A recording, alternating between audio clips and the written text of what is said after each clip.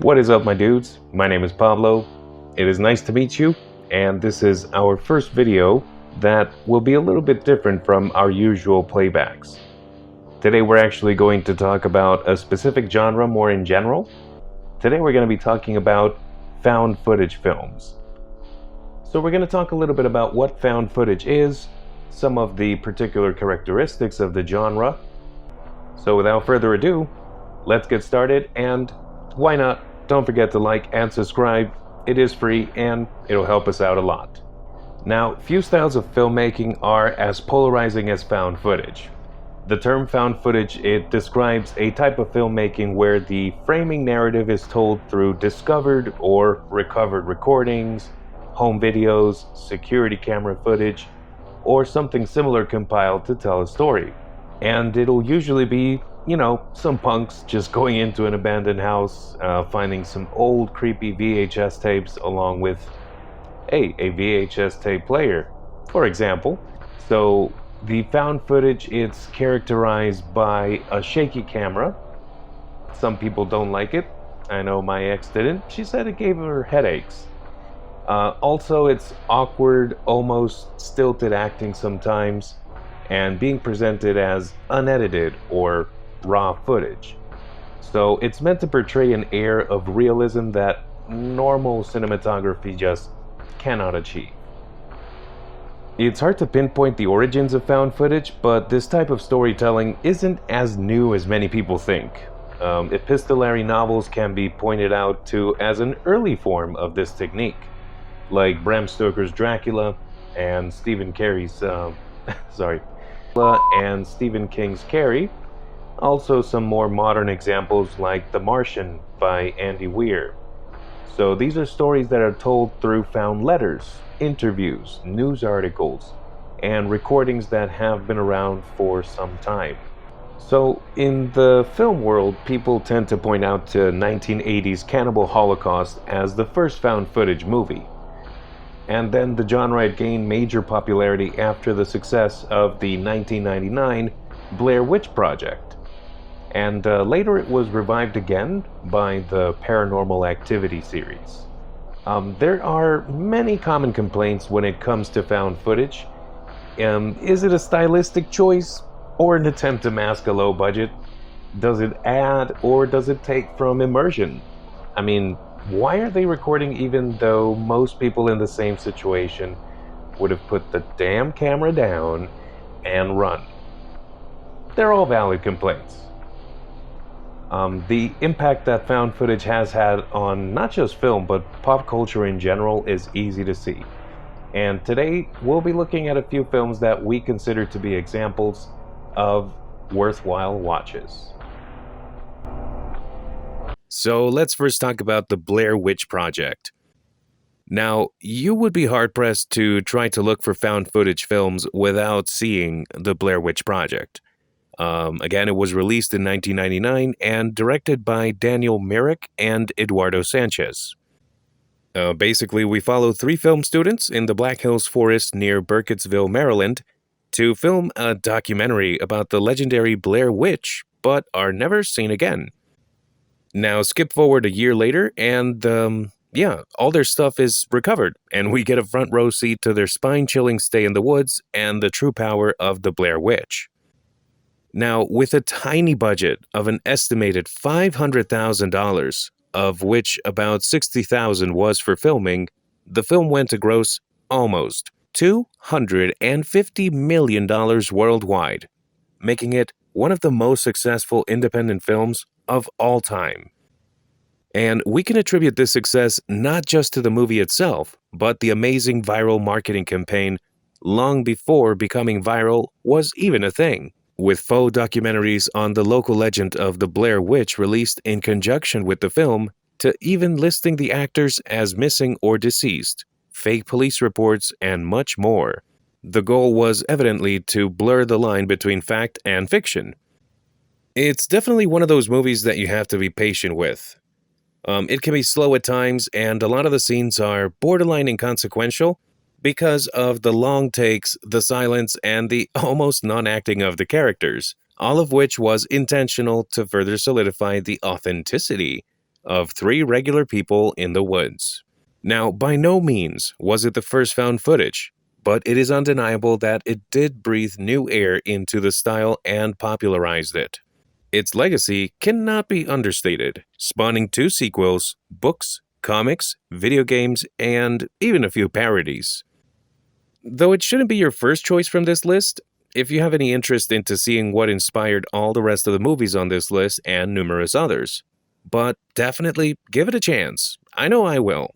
I'll let you know when I do, and I'll let you know what I thought. All right, so going on to the next movie we have here, Cloverfield. Giant monsters have captivated the human imagination since the dawn of civilization.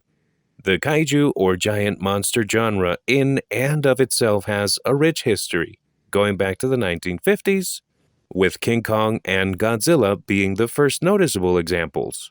Now, what happens when a massive unidentified creature attacks New York? Just forget about the 1999 America and Godzilla and make way for New York's rightful destroyer. Directed by Matt Reeves and produced by J.J. Abrams, Cloverfield came out in 2008 to fill just that void. During a farewell party, a group of friends are forced to flee in an attempt to reach safety after a giant monster just attacks New York. Our group is forced to deal with not just the giant monster, but the ravaged streets of New York, other creatures, the military, crackheads, the subway, and toppled buildings.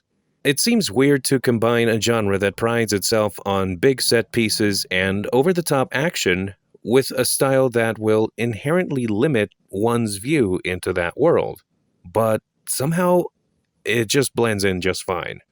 Deviating from the norm, Cloverfield boasts a much larger budget than most found footage, though still smaller than most other large-scale blockbusters, and a well-known cast to boot. Now, we can't just praise the cast, the special effects team also deserves as much credit.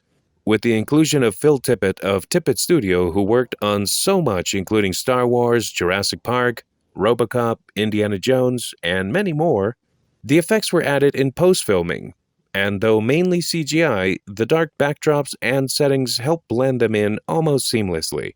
The creature's design was headed by Neville Page, whose list of credit is just as expansive as Tippett's, including the Chronicles of Narnia, Avatar, Watchmen, and more. He focused on making a biologically plausible creature, though much like its long neck had to be reeled back since it would have not been seen due to the filming style. If you're looking for something a little more mainstream to dip your toes into, we can recommend Cloverfield enough. When we think about what causes us fear, we may instinctually jump to the supernatural, like ghosts or demons, but consider the likes of Saw's John Kramer, Halloween's Michael Myers, or Pamela Voorhees in the original Friday the 13th. Oftentimes, the most unsettling antagonist is not paranormal entities, but just a demented human being. That was the main focus of 2014's Creep. Directed by Patrick Brice in his directorial debut, it's adapted from a story co-written by Brice and producer Mark Duplass, who both also star in the lead roles. It was inspired by websites like Craigslist and films like Misery and Fatal Attraction. An out-of-luck filmmaker, Aaron, played by the director, takes a job to record a video diary for his client, Joseph, played by the producer. Suffering from a terminal illness, Joseph wants to leave the recording to his wife and unborn child. But his true intentions are slowly revealed, and we are taken on a psychological ride into the mind of a psychopath. On the inception of our main characters, Mark Duplass puts it best. We were interested in the psychological profile of this very, very strange person. We were very interested in how you meet people and don't quite understand what's up, but you start to get signs. For us, that was intense eye contact, lack of personal space, oversharing, maybe a little bit too much love here and there. But for me, there's something wrong with both of these guys. Deeply. This concept of who is the creep in this scenario. That duality and the sense of paranoia is a huge part of Creep, making sure to keep you on the edge of your seat from start to finish. With a sequel released in 2017 and a third one in the works, you can ride the Psycho train for a few stops. Hell House LLC. Now, every year, thousands of people flock to haunted houses to get that adrenaline boost without being in any real danger. An estimated 4,000 haunted houses across the US. It's a billion-dollar industry. Now, what happens though if the danger were more tangible? What if the ghouls and phantoms were more than just props or people in costumes? 2015's Hell House LLC seeks the answer to those questions. In the town of Abaddon in Rockland County, New York, the infamy of Hell House still resonates with the community, 5 years after a strange tragedy ended with 15 dead. A film crew takes it upon themselves to investigate the mysterious occurrence and supposed paranormal events, as the official story doesn't seem to add up. The deeper they go, the more they realize that they may have bitten off more than they can chew. Will Hell House take more victims? Or will they be able to uncover the true story? Filmed as a documentary, a common trope in found footage, Hell House LLC is written and directed by Stephen Cannady. The film runs a comfortable 93 minutes, which contributes to it not overstaying its welcome, a common issue not unique to found footage. With the advantage of being filmed in an actual haunted house built in an actual abandoned hotel, it provides a legitimately unsettling vibe. It was well received when it came out and was successful enough that 2 sequels were commissioned to wrap up the story neatly in a must-watch trilogy, with a 4th prequel announced recently. This spot on the list is not just for the first movie, but we urge you to go down that rabbit hole and experience the full story. And finishing up today, we have As Above, So Below. Few locations are more ominous than a cemetery. With its tombs and headstones and the biggest factor, the dead bodies, graveyards are almost universally feared and avoided. Under the streets of Paris lies one of the, if not the, largest communal grave in recorded history. Spanning an estimated 300 kilometers, 186 miles, it houses an estimated 6 to 7 million remains. With a unique tunnel system that is extensive, it's no wonder that stories of people getting lost are not unheard of. As Above, So Below came out in 2014 and was directed by Jean-Eric Dowdle. With the permission of the French authorities, they were able to film in the actual catacombs, becoming the first ever production to be allowed to do so. This provides the most important aspect of the movie, which is its claustrophobic and disturbing setting. The Indiana Jones-like Scarlett Marlowe is determined to prove that her father's research into the legendary Philosopher's Stone was not unfounded and all for naught. After traveling to Paris, she forms a small crew to go deep into the underground catacombs, much further than is normally allowed, and much further than anyone should go. The deeper the group travels, the more strange and disturbing events start to occur that defy any logic. Pressing forward, or downward, they start to uncover the secrets left behind in the ever-winding corridors. The only way out is down. And even though it is not the best-rated film on the list by far, the disorientation and setting add an unquestionable eeriness that can be felt from the moment we enter the catacombs.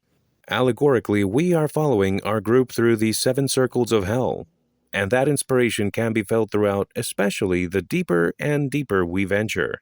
If you have the time, 93 minutes, and want an easy view, cue this one up and see how deep you can go. Alright guys, I hope you enjoyed this list, and let us know what you thought in the comments section, and that is it. It's not a style that everyone will appreciate. You should give found footage a chance, really.